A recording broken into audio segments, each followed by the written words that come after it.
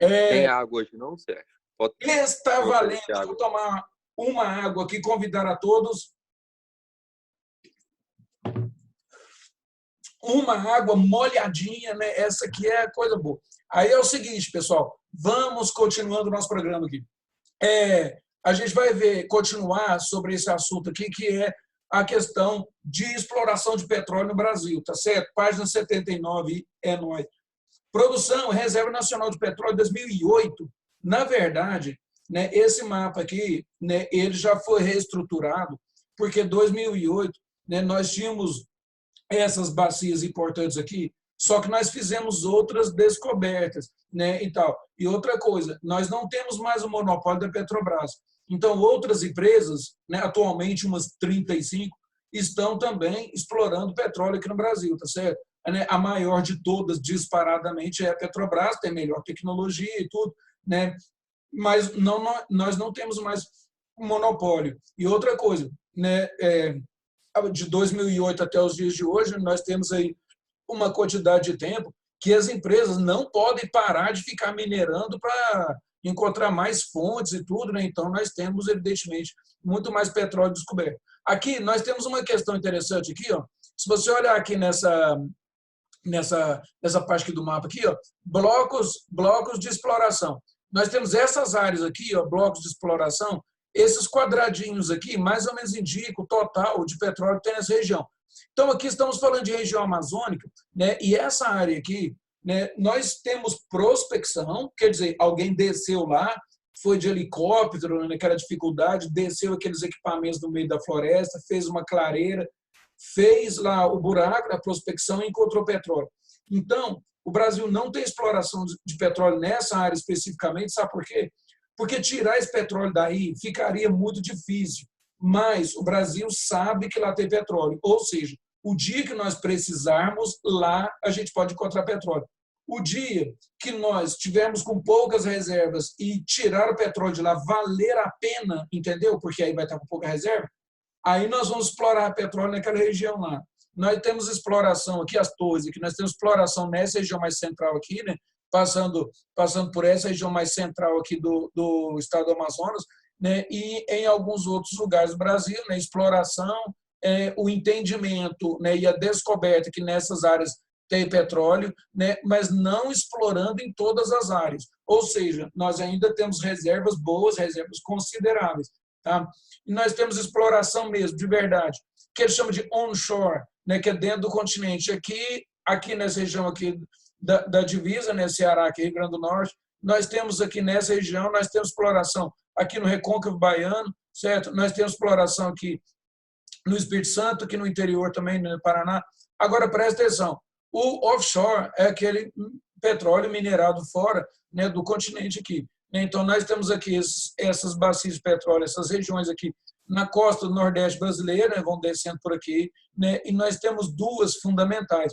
A bacia de Santos, né, que é aqui no litoral de São Paulo, e a bacia de Campos, né, no caso, litoral do Rio de Janeiro. Então, essas duas aí são áreas de grande exploração de minério, né, de petróleo, e outra coisa, são áreas também que nós fizemos prospecção ao redor e descobrimos muitas reservas, tá certo? Então, nós exploramos essas áreas, é uma questão. E nós temos reservas nessas áreas bastante grandes. Tá? Então, lembrando disso, estou falando isso só porque, às vezes, os alunos imaginam que só porque tem a torre lá, né, é só uma área de exploração, mas esse total dessas cores aí, assim, revela o tamanho, né, o total de petróleo que tem naquela região. Então, são as nossas principais reservas.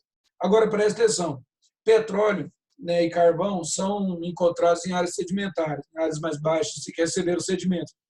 Só que a superfície da Terra, ela se move subindo e descendo com o passar de milhões de anos. Então, uma área que esteja, às vezes, um pouco mais alta, que você nem considera como área de planície, pode ter petróleo ali, porque já foi planície e ela foi soerguida, né? Ela teve um processo de levantamento ali, né, de elevação. Então, o Brasil ainda tem grandes possibilidades, né, de mais prospecção de petróleo em vários lugares, grandes possibilidades de encontrar petróleo em outras áreas. Nós já somos autossuficientes, né? De vez em quando o Brasil compra petróleo porque o petróleo em outro país está mais barato do que a gente produzir aqui. mas nós temos essa reserva bastante grande. Queria falar uma coisa para vocês que é interessante. Na costa brasileira, aqui, ó, na costa brasileira, às vezes você encontra um mapa com uma linha verde aqui ao redor na costa brasileira, aqui, ó, pegando as nossas 300 milhas náuticas aqui que pertencem ao Brasil. Então, às vezes, tem um colorido verde bem grosso aqui, escrito Amazônia do Oceano, ou Amazônia Brasileira, alguma coisa assim, certo? Ou então, Amazônia Oceânica. Às vezes aparece com nomes diferentes, mas eu queria dizer que nós temos ao redor aqui do litoral, certo? Nós temos ao redor do litoral uma grande quantidade de diversidade biológica.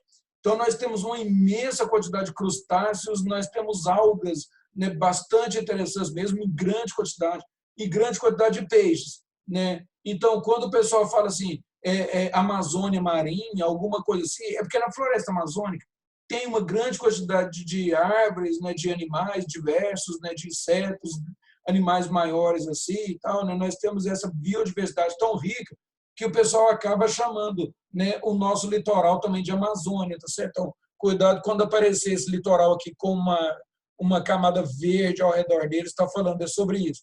Depois aqui está falando sobre o pré-sal. Né? Designação de pré-sal se refere a camadas de rochas localizadas em regiões oceânicas brasileiras com potencial de formação e acúmulo de petróleo.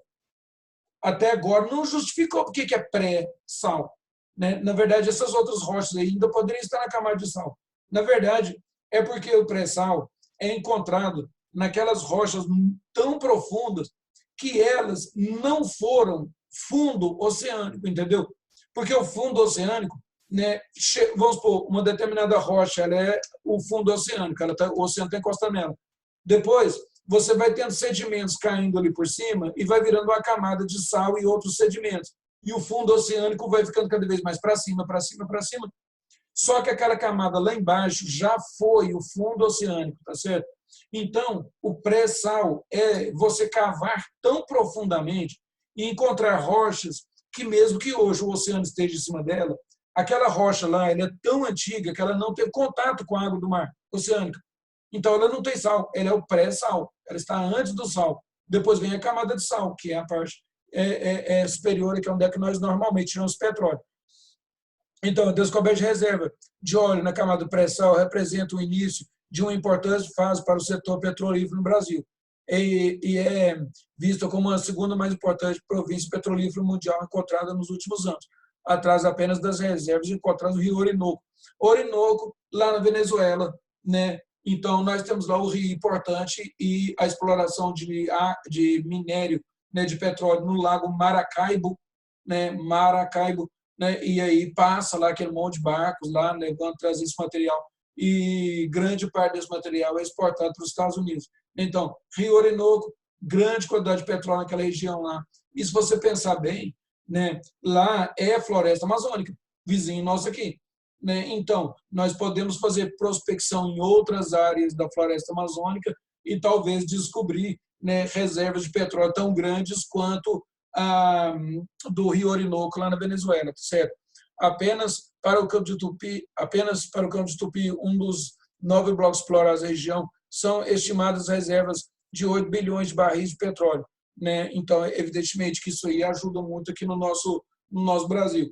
Quando fala em petróleo, fala em 8 bilhões de barris. Queria falar para vocês que não existe barril de petróleo, né, físico, assim, né, um barril mesmo, como é que seria isso? Na verdade, o petróleo é explorado lá e colocado em mangueiras, né, no caso, né, em tubos, e mandados das estações para o litoral ou colocado em navios e transportados para o litoral, sempre a granel. E coloca no navio, lá num tanque gigantesco. A história do barril de petróleo é para ficar mais fácil de você fazer a medição. Então, nesse tubo, dessa grossura, o petróleo passando em tal velocidade, você tem tantos barris de petróleo aqui que passam aqui por minuto, alguma coisa nesse sentido. Então, é uma forma de contar. Não vai contar petróleo por litro, porque senão o número vai ficar grande demais. Né? Não vai nem caber na calculadora lá exportar um negócio desse. Então, conta por barris. O mundo inteiro entrou numa convenção de que um barril de petróleo são 146 litros. Tá? Então, já foi medido de maneira diferente. Ó, o barril de petróleo nosso aqui é tanto, no outro é tanto, no outro é tanto. Não se entrava numa acordo. Né? E depois, então, convencionou-se. 146 litros de petróleo é um barril. Né? Então, depois dessa convenção aí, já tentaram fazer mudanças e tal, mas, por enquanto, vai ficando assim, certo? Então, bilhões de barris, no caso aqui, grande quantidade. O Brasil tem isso aí. Tá? Então, aqui, o autor colocou essa figura aqui para nos dar uma ideia, né, dessa produção de petróleo. Nós temos aqui, né, esse petróleo produzido nessas áreas aqui de plataformas, né, então, plataformas bastante profundas aqui, certo? Né, então, descendo, né, com o furo da broca, nessas profundidades aqui, encontrando petróleo aqui em 1983, olha aqui, 2.800 metros de profundidade. Então, isso aqui já era grande coisa, né? Era bastante profundo já. Depois, nós fomos indo mais para fora, para longe do litoral, no caso, longe do litoral, e, evidentemente, nós fomos tendo, né, acesso a áreas mais profundas de água, e, no caso aqui, também mais profundas do piso oceânico. Então, quando o pessoal da Petrobras vai fazer uma prospecção ou vai explorar petróleo com essa profundidade tão grande de água aqui, ó, né, então eles têm que desenvolver tecnologia, colocar lá no fundo todas as máquinas, fazer com que, a partir do fundo oceânico, elas comecem a furar o piso mesmo para chegar a 3.167 metros de profundidade para poder explorar o petróleo nessa posição. Depois, nós vamos ter águas mais profundas ainda, e nesse ponto aqui, ó, nesse ponto aqui de 1.000 metros, né, para baixo aqui, ó, a Petrobras consegue produzir petróleo ainda nessas profundidades, mas outras empresas do mundo, né, elas têm dificuldade ou nem tentam produzir petróleo, né, à profundidade que a Petrobras faz. Né? A Petrobras produzir petróleo aqui a 2.000 metros de profundidade. Estamos falando em 2 quilômetros de profundidade de água. Lá embaixo, você tem que colocar lá o seu maquinário e fazer com que ele fure o solo, né, até chegar, no caso nosso aqui, a 7.000 metros de profundidade, que é essa camada aqui, ó, que é chamada de pré-sal, né? Atravessa a camada do sal e chega no pré-sal. Então, a maioria dos pesquisadores do mundo inteiro não acreditavam que a gente iria encontrar alguma coisa que tivesse base orgânica numa profundidade dessa, né, que fosse carbono, né, e mais tarde fosse pressionado e formar petróleo. Mas o brasileiro acreditou, furou numa profundidade tão gigantesca assim, e nós conseguimos, então, achar o petróleo numa distância dessa. Então, você tem essa profundidade enorme aqui para colocar os equipamentos. Não pense que o pessoal vai trazer uma plataforma dessa flutuante para cá e descer uma broca nessa distância aqui, ó. Você já teria que emendar quantos de materiais aqui para chegar uma broca aqui no fundo. Imagina essa água se movendo, essa ponta dela aqui, o tanto que ela ia se mover aqui assim, ó, tá? Então, tem que colocar um equipamento aqui, totalmente preso aqui no solo, e depois começar a cavar daqui para baixo. Controles lá em cima, mas alguns controles ficam lá embaixo. Você tem que descer lá para fazer esse trabalho. Então, o Brasil é que desenvolveu escafandros para os mergulhadores, desenvolveu cinto de mergulho, os melhores do mundo. E aí acontece que os mergulhadores da Petrobras, quando vão fazer mergulhos muito profundos, eles descem numa profundidade tal que é um recorde mundial, onde outros países, querendo bater o recorde, digamos assim, tentam fazer um escafandro para um mergulhador chegar lá e dar uns poucos passos lá no fundo. Se provar essa profundidade toda, vai dizer, ele conseguiu andar no oceano a tal profundidade. Só isso que ele fez, e é recorde mundial. Mas o pessoal da Petrobras desce lá embaixo e trabalha lá embaixo com esse maquinário lá, e depois é que eles voltam realmente lá para os perfis. Quando estão voltando com o sino de mergulho, eles param ali numa certa profundidade, né, para equilibrar, né, a pressão sanguínea lá no corpo dos mergulhadores, e esse equilíbrio, às vezes, faz com que eles vão colocando o oxigênio ou tirando, controlando a pressão dentro do sino, e às vezes gastam uma semana para refazer, né, para colocar de novo o sangue daquela pessoa na pressão certa e não subir de uma vez. Porque lá embaixo a pressão é grande demais. Se subir de uma vez, né, o sangue vai encher de bolhas, de gases, né, e ele vai explodir como uma garrafa de refrigerante que você balançou bastante e soltou a tampa de uma vez. O sangue dele vai encher de bolhas e o cara morre, entendeu? Então, essa subida é muito lenta, os mergulhadores ganham dinheiro bastante, né? Eles são uma mão de obra cara, só que aqui no Brasil o pessoal fala 6 por 1, 6 meses, certeza vai morrer um. Mais 6 meses morre um. A média, um mergulhador morre a cada 6 meses. O pessoal brinca lá que é o 6 por 1. Né? Então, é muito difícil essa descida, perigosa, mas tem que se fazer. E o pessoal vai lá e faz esse trabalho com qualidade, tá certo? Então, nós temos a nossa Petrobras com esses recordes de profundidades aqui, tá certo? Aqui, onde é que tem essas torres aqui assim, né? Elas têm um monte de ferros que descem, né? E até a própria broca, um monte de ferros que descem aqui assim, então vira abrigo de alguns peixes, né? Não aqui nessa profundidade aqui, que é outra coisa, mas aqui perto, aqui, ó, nessas ferragens que vão até o solo, né? Tem alguns peixes que ficam ali, né, e aqueles ferros vão enchendo de cracas, viram abrigos ali para os peixes. E tem um peixe especial que chama mero, ele fica lá e ele pode chegar lá, né, já tem notícia de mero de mais de 400 quilos, e ele é um peixe gigante, parece uma tilápia preta, entendeu? Gigante, assim, né? E aí ele chega, o mergulhador vai lá para trabalhar em alguma coisa, limpar alguma coisa. Ele, curioso demais, chega perto do mergulhador e vê saindo aquelas bolhas, e o mergulhador é pequeno perto dele, que é maior que uma vaca, né? Então ele chega, encosta a boca no mergulhador. Se o cara não for acostumado, ele pode levar um susto danado na hora que olhar para o lado e ver aquela boca gigante, preta, assim, encostando nele. Aí o mergulhador empurra ele mais para distante um pouquinho, começa a fazer o trabalho e depois ele vem e encosta de novo para ver o que é aquilo, né? Então, é um peixe muito curioso. A legislação diz que não pode matar esse peixe, nem aqui, nem nos Estados Unidos, que estava acabando com ele e tal. Né? Lá nos Estados Unidos ele é chamado de Golia ou Golaia, né? É o Golias, né? Ele é grande demais da cor, curioso. Né? Então, quando o pessoal pesca isso, né, tem que ser aquele desafio, as linhas mais fortes e tal, e aí quando chega na superfície arranca o anzol dele sem tirar da água, arranca o anzol dele, deixa ele afundar de novo. É um peixe bem tranquilo, chega aqui na superfície, assim, você joga alguma coisa, e é um peixe que estava quase entrando em extinção. E um detalhe, todos os meros, todos nascem fêmeas, né? Nunca nasce um mero macho. Né? Então, ele nasce fêmea, cresce, reproduz, bota os seus ovos lá e tal. Quando ele está por volta de uns 35 a 40 anos de idade, todos os ovos possíveis, o sistema reprodutivo dele de fêmea, ele está deteriorado, não vai reproduzir mais. E aí começa a desenvolver no corpo dele o sistema reprodutivo de macho. Aí ele vira macho e começa a reproduzir com as fêmeas, mas é uma coisa interessante. Você não sabia, né? A gente entra pela biologia, não tem problema nenhum. Depois, o pré-sal aqui, acredito que está inaugurado um novo e promissor horizonte exploratório de petróleo aqui no Brasil. Nós podemos explorar, né, pré-sal em outros lugares. Quem sabe nós encontramos isso aí em grande quantidade, tá certo? Então, existe a possibilidade de explorar petróleo de pré-sal em outras áreas.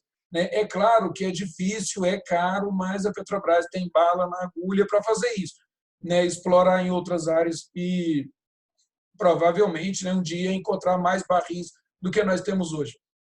Depois que a lei do volume, outra característica positiva das novas reservas é a qualidade do óleo encontrado. Profundo desse jeito já ferveu para caramba, está puríssimo. Então, ele nos dá uma quantidade enorme de subprodutos importantes, certo? Subprodutos importantes para a gente usar. Né? Então, o petróleo mais puro possível, você tem aí uns 300 subprodutos diferentes que pode tirar dele, entendeu? Né? A gente faz uma quantidade tão grande de produtos aí com o petróleo que às vezes você se assusta saber que um determinado produto contém petróleo, né? Tipo chiclete, comprimidos e tal, né? Então a gente tem isso aí, certo? Produtos que são desenvolvimento de venenos para alguns tipos de animais e também, né, de adubos, né, para as plantas, né, você tem na porcentagem de petróleo.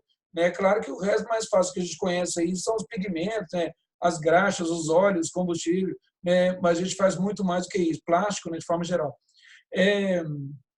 Considerando que a maior parte das reservas brasileiras é de petróleo pesado, que as descobertas do pré-sal envolvem óleo leve, há uma perspectiva de redução das importações de óleo leve e gás natural para o país. Lembrando que nós tiramos da terra o gás puro mesmo, chamado de gás natural, ou, se o Brasil tiver com dificuldade, se precisar, nós podemos fazer um processo, né, lá na hora de fazer o refino do petróleo, de fazer com que um pouco daquele óleo, um pouco daquele petróleo se torne gás.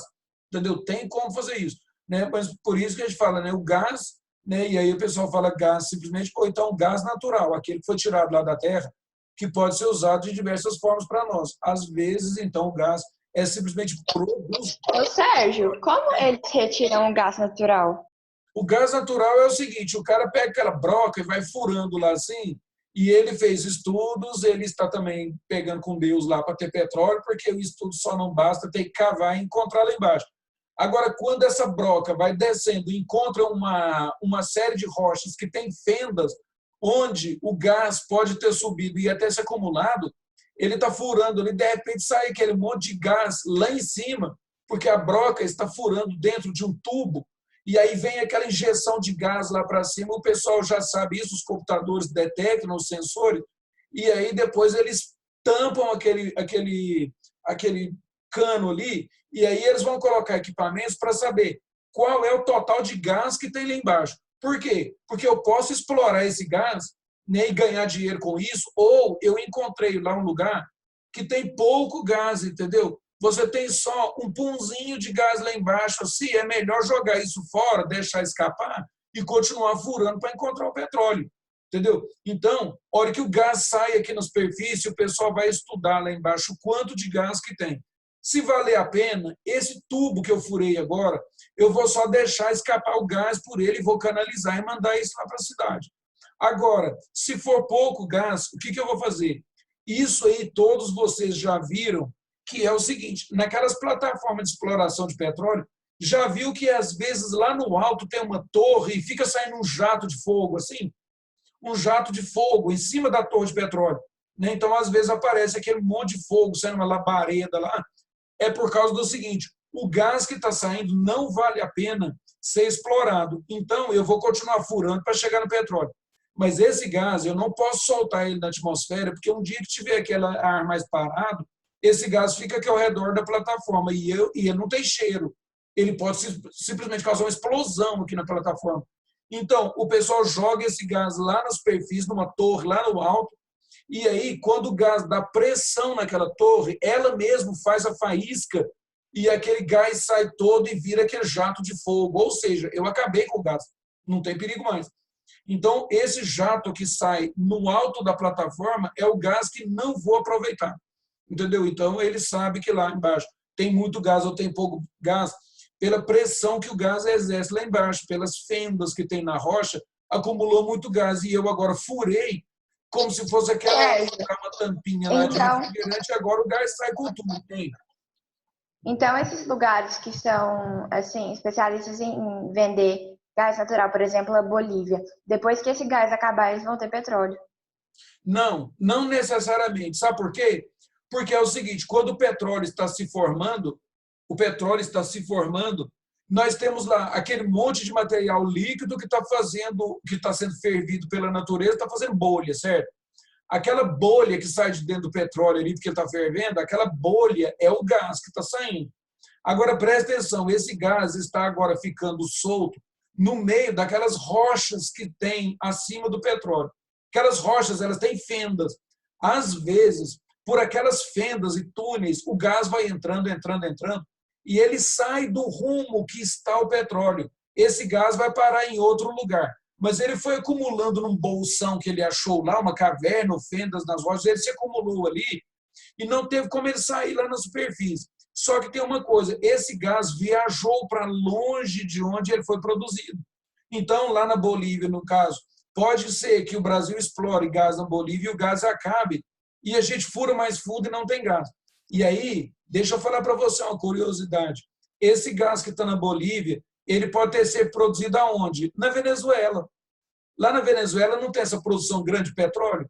O gás da formação desse petróleo, que estava borbulhando e tudo, esse gás pode ter entrado em fendas, na rocha, lugares que tinham muito cascalho, assim, que o gás foi passando, que o gás passa em lugares estreitos. Ele pode ter ido para o rumo, da Bolívia e ter se acumulado debaixo da Bolívia. Então, lá na Bolívia pode ter gás e não ter petróleo. E esse gás escapou para o rumo da Bolívia. Quando nós vamos furar petróleo, por exemplo, na Venezuela, a hora que está quase chegando lá no poço do petróleo propriamente dito, às vezes dá um jato de gás e para. Pronto, acabou. O gás que estava aqui foi para a Venezuela e aqui nós vamos explorar petróleo. Então, onde tem gás, não necessariamente tem petróleo, tá certo? Interessante. Que no Brasil tem que se estudar isso tudo, né, para prospectar petróleo ou para dar aula de geografia. Preciso saber essas coisas.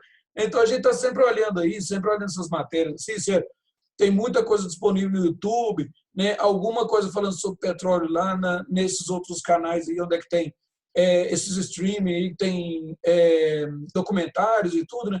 Às vezes tem alguma coisa lá falando sobre isso. Então, o petróleo, né, no caso pré-sal, já é uma realidade aqui no Brasil. Né?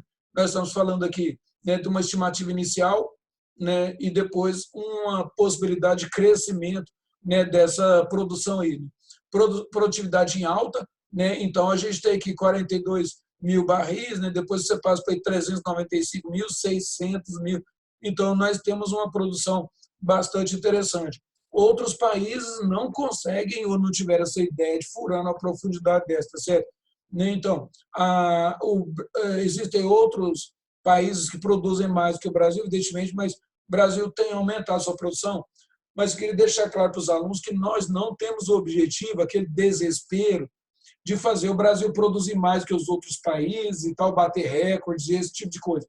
Na verdade, nós queremos nos manter, né, com a produção de petróleo autossuficiente aqui no Brasil, né, e a ideia de exportar para nós aqui é uma ideia assim que não é uma coisa muito clara, tipo assim, produzir o máximo possível, exportar para o mundo inteiro, ganhar dinheiro com isso.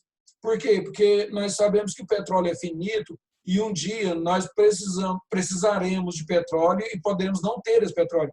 Então, o Brasil se dá o luxo de não ser aquela economia que depende de exportar petróleo. Né? Então, o Brasil tem muitos problemas, precisa de dinheiro mesmo e tal, mas o Brasil não vai ficar forçando as nossas jazidas e exportando para o mundo inteiro e ganhando dinheiro, às vezes, praticamente só com isso, porque depois faz falta. Citar um exemplo de país que hoje faz isso, né, e futuramente pode fazer falta, é a Rússia, né, a Federação Russa. Ela tem, né, a sua maior exportação lá é petróleo, né, mas é uma coisa finita, um dia isso pode acabar. Então, nós temos a Rússia. E nós temos, por exemplo, né, um outro exportador, é claro que é uma reserva grande e tal, mas a Arábia Saudita também. Né? Lá na Arábia Saudita, eles dependem bastante de petróleo. Então, é aquela ideia de que, se lá na Arábia Saudita você está ligado à produção de petróleo, você está ganhando dinheiro e é rico. Lá tem muitos daqueles caras lá, né, os sheiks, né, os milkshakes, lá, tá, aqueles caras ricos demais da conta, certo? Gasta o dinheiro à vontade e tudo. Mas você tem uma grande parte da população que é pobre. Grande parte da população lá é pobre. Por quê? Porque tenta viver com outro tipo de economia, com outro tipo de produção, e aí tem dificuldade. Né? Então, você tem uma grande parte da população pobre lá, o dinheiro não é bem distribuído. Né? Os sheiks lá ajudam, fazem alguma coisa lá para ajudar a população e tal, mas não é o suficiente. Tá? Então, a população lá tem uma má distribuição de renda. Aqui está falando sobre a estrutura e tal. Aqui está falando sobre um exercício, presta atenção aí. Né? Está falando sobre exercício aqui, né? Exercício de aprendizagem. Né? Grande parte da produção de petróleo no Brasil provém de bacias localizadas na plataforma continental. Né? Plataforma continental, que é o offshore. Todavia, a produção de petróleo em áreas terrestres, que chama de onshore, tem significativa importância econômica. Identifique duas áreas produtoras de petróleo onshore no Brasil e explique as causas da existência desse petróleo nessas áreas. Ou seja, lá produz, no chão mesmo, puro aqui, sem ser no mar. Né? E por que produz lá? Depois, letra B. No Brasil, nos últimos anos, a exportação de petróleo tem superado em volume a importação. Apesar disso, persiste um déficit comercial relativo a esse produto. Explico por que esse déficit. Na verdade, o Brasil ainda importa bastante produto, sim. Agora, preste atenção, se é autossuficiente, se a gente poder nos manter com o que nós temos, né, por que o Brasil ainda importa? Na verdade, é porque, estou respondendo a pergunta, o custo de produção aqui no Brasil ainda fica alto, entendeu? Nós produzimos um barril de petróleo e gastamos tanto. Agora, se a gente comprar isso fora, às vezes o preço ainda é mais barato que aqui, entendeu? Então, nós temos ainda um custo de produção que é caro, né? E aí, é claro, se o outro país oferece petróleo mais barato, a gente vai pensar, nós podemos comprar deles e não ficar gastando o nosso aqui, tá certo? Então, isso aí é uma característica interessante. Agora, presta atenção aí. Eu quero que vocês façam esse exercício aqui, número 3, certo? Façam no caderno, não precisa mandar fotografia. Amanhã, né, nós temos aula novamente, eu corrijo com vocês, tá certo? Então, estou marcando aí o exercício número 3 e amanhã a gente comenta isso aí com mais detalhes, tá certo? Então, vou colocar aqui, marquei, corrigir dia 16. Corrigir dia 16/6. Aí é o seguinte, tenha isso aí no caderno. É uma coisa interessante para vocês estudarem depois. É uma pergunta que pode aparecer na nossa prova ou que pode aparecer lá no Enem com outro formato, mas pode aparecer, certo? Na nossa prova pode aparecer com outro formato de marcar X aí, ou pode aparecer uma questão aberta lá, entendeu?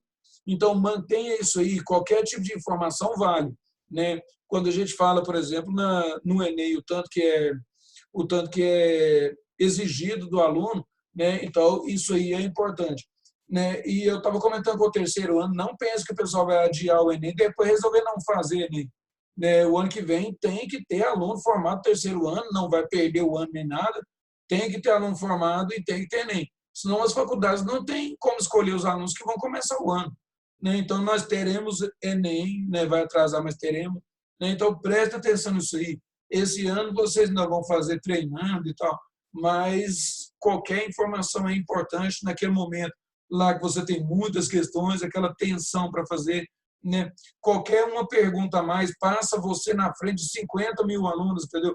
Que você tem uma questão respondida a mais. Então, preste atenção aí, quando a gente pede os exercícios, não é aquela questão de falar assim, se não fizer, eu vou passar olhando, vou tirar nota e tal, parece que nós estamos no 6º ano. Eu quero que vocês façam pelo interesse, porque é importante aprender, entendeu? É um momento de muita responsabilidade dos alunos, essas aulas online aí, assim, né? Não tem jeito de fazer aquele acompanhamento em cima, e vocês sabem que nós estamos também no ensino médio, eu não faço esse acompanhamento em cima, né? Às vezes olha, às vezes não olha, mas acontece que é importante que você faça o exercício, né? Aí depois, continuando aqui está na mídia, depois nós temos os outros recursos naturais importantes, gás natural. Gás natural, estamos começando aqui a falar sobre ele. Então, eu vou deixar essa parte do gás natural aqui para a nossa próxima aula, né? Nós vamos terminando essa reunião aqui agora, né? E eu agradeço a presença de todos aí, certo? Que estão aí prestando atenção, sabem da importância da matéria, né? E na próxima aula a gente continua a partir de gás natural, tá? Então, eu vou parar agora.